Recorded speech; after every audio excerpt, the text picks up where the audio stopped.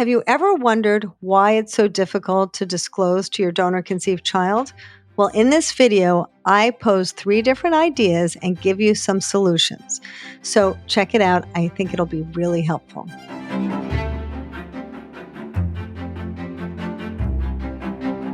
Welcome to Building Your Family. This is a podcast about donor conception, surrogacy, and all the ways the modern family is built. And on today's episode, I want to talk to you about something that people wonder about a lot. And sometimes they don't even wonder about it, but they feel it. So what I'm referring to is how your fertility journey is going to affect your donor conception story. So the story that you're going to tell your child is really important, as many of you know, but very often, even without knowing it, sometimes it's affected by our fertility journey. And if you know me, then you know that I like to talk about things that help people.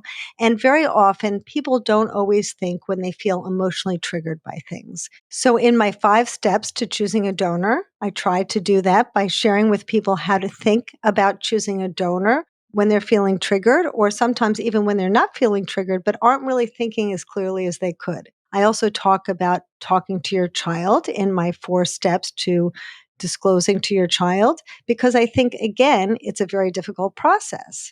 Here, we're going to talk about something a little bit different, and that is how you start the process of planning your donor conception story and how that process and that thinking about it and planning for it can really be affected by your emotional life. So, as you know, donor conception is used by different people for different reasons. Sometimes people are single and they don't have a partner. Sometimes there's a queer couple. Sometimes people have unexplained infertility. Sometimes there's a medical issue. There's all sorts of reasons why people use donor conception.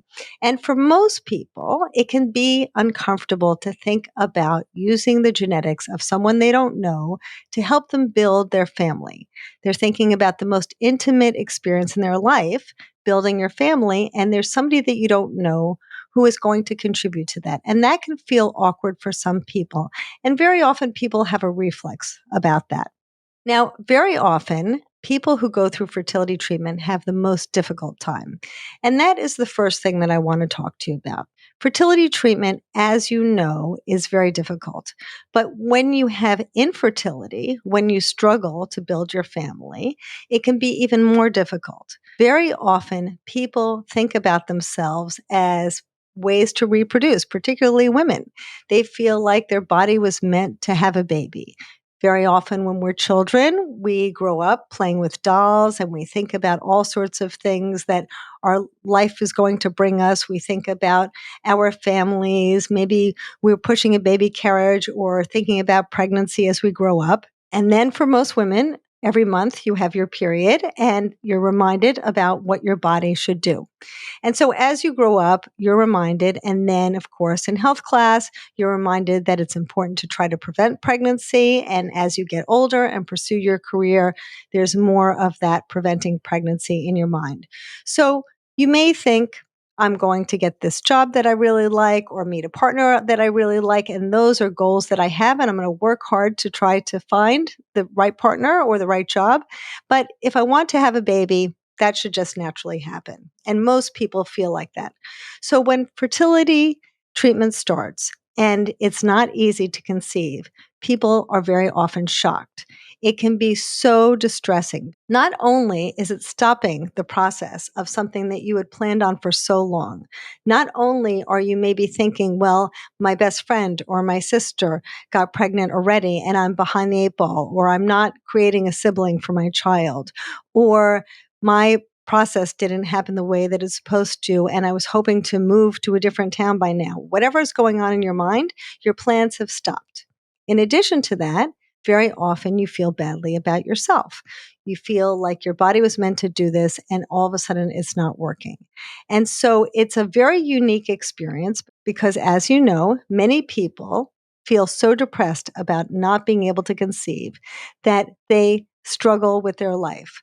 And in fact, we have research that shows that people who go through fertility treatment unsuccessfully can have the same levels of depression as chemotherapy patients. So it can be really, really depressing. And then on top of that, you have the treatments and you can't go on vacation and you can't exercise and you can't have this normal life. And so your life is turned upside down. And of course, the cost is astronomical. So you have all of these struggles and it can be really, really difficult. It can impact your friendships, as you probably know, and of course your sex life, because now you feel like your body is just made for one thing that's not working. So there's so many places in your life that can be affected by infertility. And this can cause so much pain and so much heartbreak that it can be very, very difficult to move forward to donor conception. Which brings me to the second part, which is the loss of a genetic connection.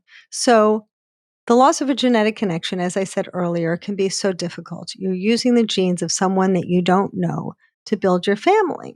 And yes, we have made a mouse with two male mice. And yes, on the horizon, we will be able to conceive with two people of the same sex. But right now, the technology is not there. And if we want to have a child and we are not able to supply all the parts, then we need help. And so for many people, this can feel like a failure. Some people say to me, I did something wrong in my life and now this is not happening for me. Or maybe you're feeling like you're going to be different than everybody else. Or maybe you're feeling like your parents won't accept you anymore. Or maybe you're feeling like, how am I going to manage this process? How am I going to choose a donor? It's just too overwhelming and too much to handle and can feel so distressing.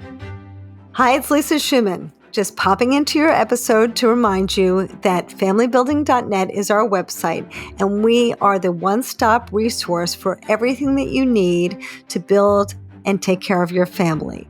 We have videos, we have individual counseling, and we have group counseling. So no matter what you need on your family building journey, we are here for you to support you all along the way. This is a difficult decision to make. These are difficult processes to go through, and we are here to help you not make mistakes and have the best journey possible. So please feel free to reach out to us 7 days a week. We are here for you. And this brings me to the third part, disclosure fears. So many people who think about donor conception, even if they're thinking, yes, I think I can do it, start to think about, how am I going to disclose? And they worry so much ahead of time about what that's going to mean. Is it going to mean, if I share this with my child, is my child going to go out into the playground and share it with their friends, and it's going to be really uncomfortable for our family or our culture or our neighborhood or our church on Sunday? Some people feel like they're worried. What if the child looks like the donor? Am I going to have that bonding experience with the child? Or will the child have that bonding experience with me if we don't look alike? People also worry about, how am I going to manage the pregnancy? Some people feel that in a heterosexual relationship, if they're using donor eggs and their husband is going to conceive with his sperm, that it feels strange that their husband is making embryos with somebody else's eggs. So people have all kinds of fears and concerns. They think about the future. What if my child grows up to be an adolescent and they don't like me because I'm not genetically connected to them? There are so many fears and concerns. And it is very natural to have these feelings. It doesn't mean that they'll come to fruition. We see all of the time people build families in all sorts of ways, and I'm sure that you've seen that too. But bonding is really not tied to genetics. We bond with lots of children who are not genetically connected to us. Children who are adopted from other countries, children who are adopted through the foster care system, children who are donor conceived, children who are stepchildren. There are lots of ways to bond with your child. It doesn't need to be about genetics. And yet, people still have these concerns. They still have these worries. And it's hard to wrap your head around this idea of, how am I going to manage disclosure? Now, unfortunately, many people who come to a clinic to start to talk about their donor conception process talk about it and they say, yes, I understand that disclosing early and often really is the right way to pursue this. It is no longer a mystery that there is no such thing as anonymity. It is no longer a mystery that we need to disclose to children early and often. We know that donor conceived children who are not told really had a lot of difficulty with their experience growing up and trusting their parents and all sorts of identity issues. And fortunately, because now we know that we need to disclose early and often, that does not need to be the case. And yet parents still struggle with it. They still have a hard time doing it. And when we follow up with parents years later, sometimes they still haven't done it because it is so stressful. So, how are you going to manage that? How are you going to handle that, knowing that it's important to disclose and disclose early, and yet you have all of these feelings about your fertility treatment, about losses perhaps, about difficulties knowing that the donor is not genetically connected to you, about friends and family and how will they think, and then future tripping about what your life is going to be like in years from now and how's the child going to feel. It can feel insurmountable, but it's not. It is surmountable, and you can do it just like many people do it.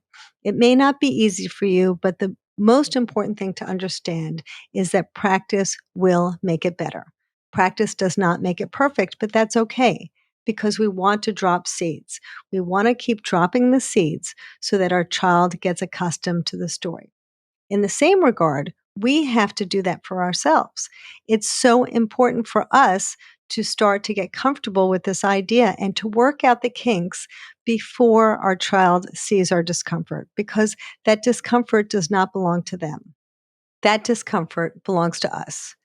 That discomfort about our fertility treatment, about what Aunt Susie is going to think, about all of these fears are our story and our story to work on.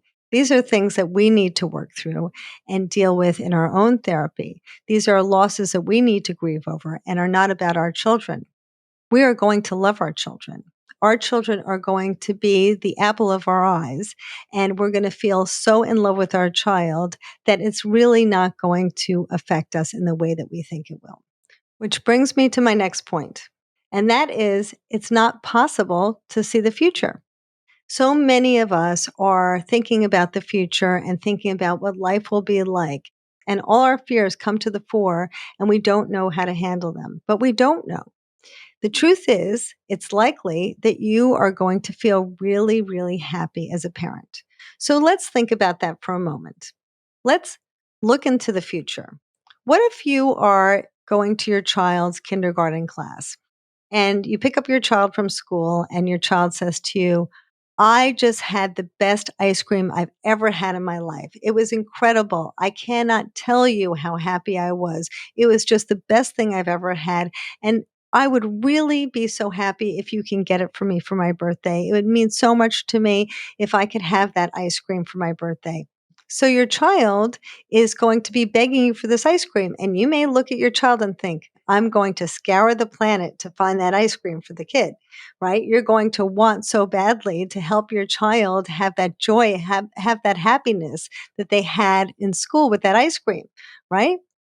Of course you will. You're going to have that feeling for your child. You're going to feel protective. You're going to feel loving. You're going to feel warm. You're going to feel adoring. And yet, you're not really thinking about the donor conception process in the same way, but you will. Because what if your child says to you, you know, mom, I really don't understand why I have dimples and you don't.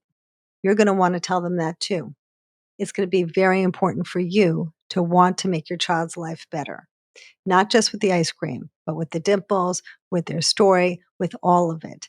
It's going to be really important for you to try to find a way to make your child's life better. And one way you can improve their life from the beginning is by sharing their story with them. You need to craft a narrative that feels right for you. You need to find something that really speaks to you. And then once you do, you can rehearse it with you and your partner or you and your friend over and over again.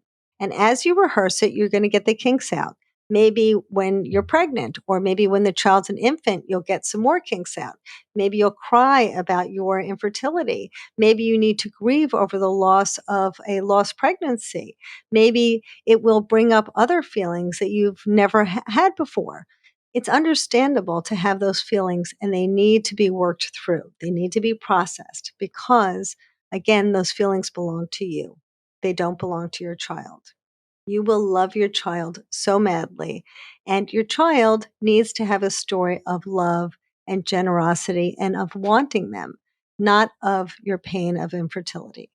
And so it's natural to delay wanting to tell your child. It's natural to want to not tell them. It's natural to trip over your words, but that doesn't mean that you need to do it. Even if it feels natural to not do it, you need to push against that and work out your own issues that are stopping you from disclosing in a way that's really best for your child. So if you need to talk about that and process it in therapy, if you'd like to discuss it in a group of people who've gone through the same thing, you can certainly reach out to us. We have groups and individual counseling and lots of resources to help you on your way. But what's most important is that your child really deserves to feel loved. They need to feel attended to. And this is really important because even if they feel like they're like you in so many ways, even if you like to go biking on Sundays and your husband likes to go out for pizza on Wednesday nights and your child feels like, oh, I'm just like my mom and dad that way, there's always going to be a part of them that knows they're connected to somebody else out there in the world, right? And that's inside of them. And they need to feel like you like all of them, that you love every part of them, not just the parts that are related to you or connected to you. And once you have the child, you will feel those things. It may be hard to imagine before you have your child, but remember, you will feel those things. So think about that. Prepare, work through your issues, and start to craft a narrative that really speaks to you, and then practice. And that way, you will be prepared for your child, and your child will be prepared for the world. I hope that helps. Please feel free to check out my other videos on the subject and reach out to me anytime. Hi, it's Lisa Schumann. I hope that you enjoyed that video and I hope it helped you. And if it did, please give us a thumbs up and subscribe because that's how we keep going. It's really important to us. And if you liked it, you might like this one.